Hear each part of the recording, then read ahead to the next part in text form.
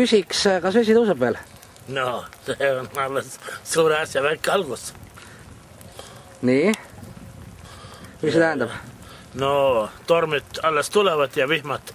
Ja noh, olgugi, et on jaanuari keskpaikaga, aga ega tänavastan, kui nüüd järgmise kuu alguseks külmaks ei ole läinud, siis on ikka väga kurb see asi. Aga ma siiski loodan, et veebruaris on talve. Et millal talv tuleb siis?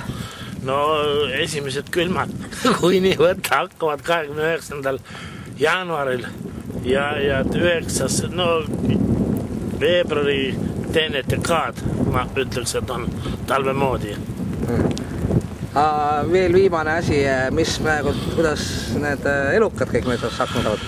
No elukatel on raske, kõik peavad oma elu eest väljas olema hoolega, välja arvatud metssead, kellel on väga lõbus olla. Sest süüa on kõvasti igal pool ja vesi neid vett nad ei karda. Aga muudel... Aga kahu on magama saanud või on juba üles ärganud? Ta ikka, ma usun, ikka käib ringi juba, sest et niivõrd märg on see asi.